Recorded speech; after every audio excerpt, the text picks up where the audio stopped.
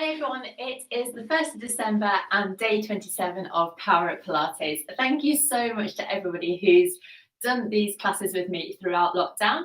It's going to be replaced by a new thing for December, which is our Pilates Advent Calendar, and the first section comes out today. So if you've enjoyed these, please keep tuning into Facebook and YouTube to see what we're going to be getting up to throughout December. Okay, so for today's last session, we're going to be in 4-point kneeling, and we're going to be practicing mobilizing our spine and getting our core really working. So all you need is a mat, a blanket or a rug, something that's going to give you protection from the floor. And if you need a bit of extra padding beneath your knees or your hands, you can have a little slim cushion like this, or you can use a folded up jumper or a blanket, something that's just going to give you a bit more protection there. Let's come into 4-point kneeling.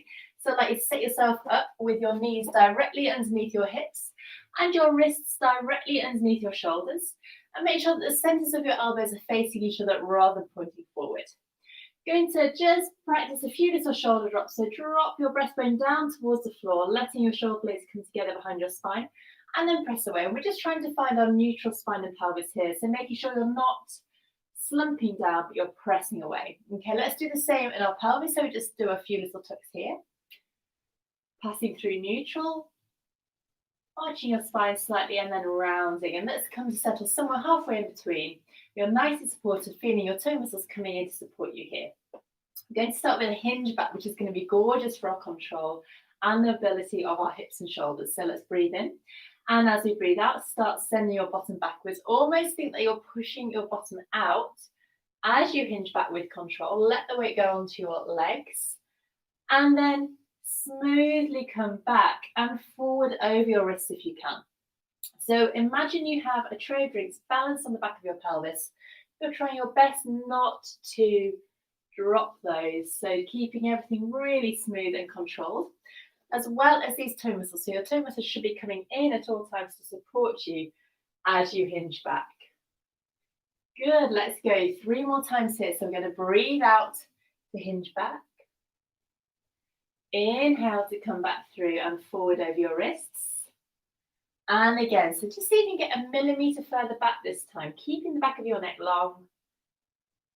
Hinging forward, and we have one last one here.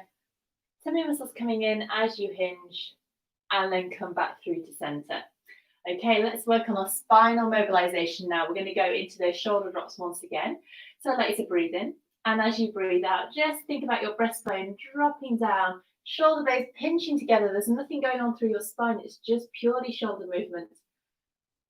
And then press away, really pressing away, thinking about the back of your neck traveling up towards the ceiling. Let's go again. So sinking down, pinching your shoulder blades together behind your spine, and pressing away with control. So lots of space between your fingers to take the pressure on your hands. If this isn't comfortable, you can also create fists and do exactly the same movement here. And really try and get a little bit more movement every single drop that you do, as your muscles get a little bit warmer and you get more movement in there. Good. Let's go 2 more times. And then let's sit back over our heels and just give our wrists a bit of a rest before we move into our next exercise, which is going to be an oblique cat. So usually when we do cat, we have our hands directly underneath your shoulders. This time we're going to take our right hand and place it directly in front of our left shoulder, left hand even, and do our cat here. So later breathe in. As you breathe out, tuck your tailbone underneath you and start rolling up one bone at a time. Head coming down last of all. Really feel that gorgeous stretch down the side of your body before you inhale and unravel back through to our neutral position. Let's go again. So tucking your tailbone as much as you can. Rolling all the way up, mid-spine going all the way up towards the ceiling. And stretching away. Good. So you might find that one side has more of a stretch than the other. So we'll see in a minute when we swap over. We're going to do one more like this. Final one here, rolling underneath. Mid-spine going up towards the ceiling. And come back. So hands go directly beneath your shoulders once again. I'm going to take our left hand now, place it in front of our right hand, and go again. So tucking your tailbone, really rolling up, and now feeling the stretch on the opposite side of your body. And just tune in to see if you had one side that was more tight than the other. So stretching away and coming back. Lovely. Tucking, rolling all the way up. Coming back through, and one final one. Tucking all the way under. Mid-spine going towards the ceiling. Extending back and coming back through to our neutral position. Okay, so now we're going to get a little bit of balance in. We're going to do our thread the needle, and then we're going to add in a leg lift. So we need to work on our balance here. Let's start with our normal thread the needle. Back into our 4-point kneeling position. Use your core muscles to support you here as you breathe in.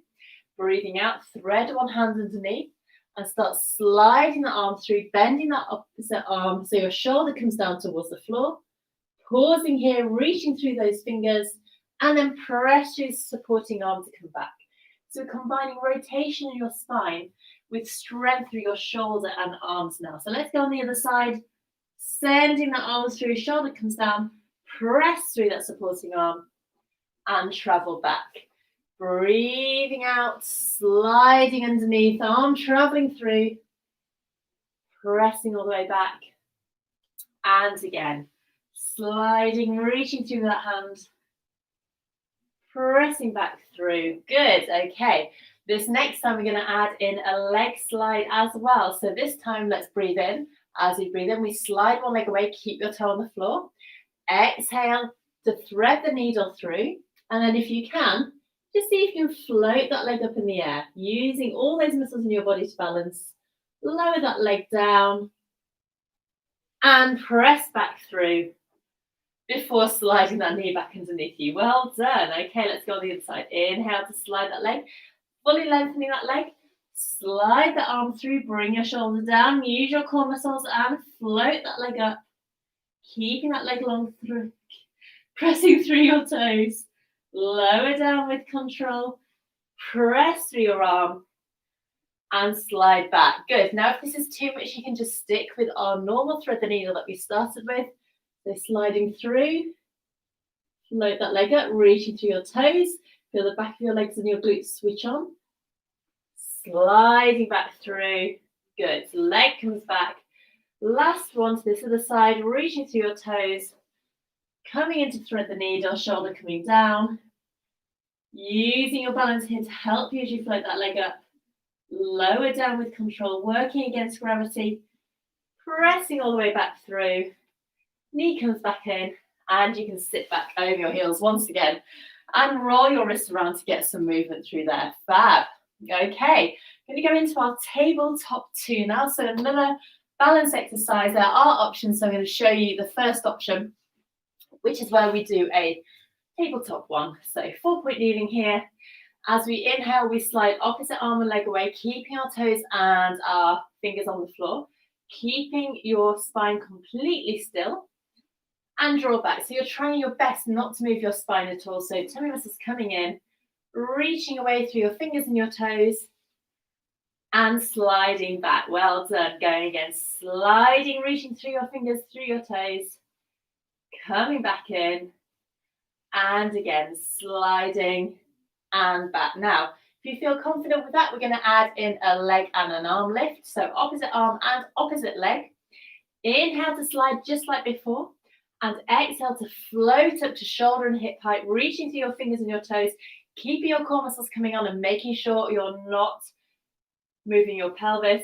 So your shoulders and your pelvis remain square to the floor. Let's go on the other side. Sliding and float, reaching through your fingers and your toes. Lower down and return. Great stuff. Going again. Sliding and float. Good. If you want to make it hard for yourself, you can place a squidgy ball on the back of your spine just about here. And if you lose it, you know that you have tilted through your pelvis. So sliding and float. Good. Reaching through your fingers. Keep that core connection. We're going to go one more time on each side here. Sliding away and floating all the way up. Lower down, return. And our last one, sliding and floating, reaching through your fingers and your toes. Lower down and sit back over your heels and give your wrists a bit of a rest. We've got one final exercise just to open out the front of our chest and work on our posture, as well as give yourself a lovely back stretch. So we're going to come onto our fronts now and set ourselves up with our legs apart. So your feet are about hip distance apart, mat distance apart even. Toes pointing out and heels are in. Forehead is down and hands flat on the floor, level with your forehead. So take a big breath in here, and as you breathe out, slide your nose away, lifting it through your breastbone and lengthening your arms so you come into a lovely cobra. Shoulders melting down your spine and lengthen back down onto the floor.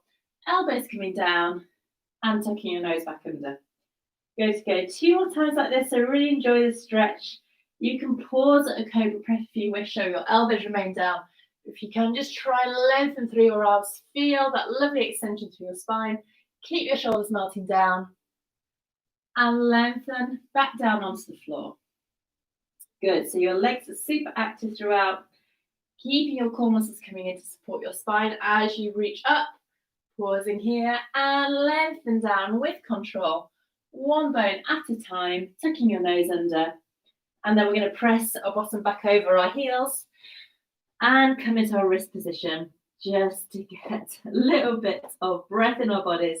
So breathing in wide and deep into your rib cage, and then coming to sitting, however suits you best. We've got 2 final breaths to finish with.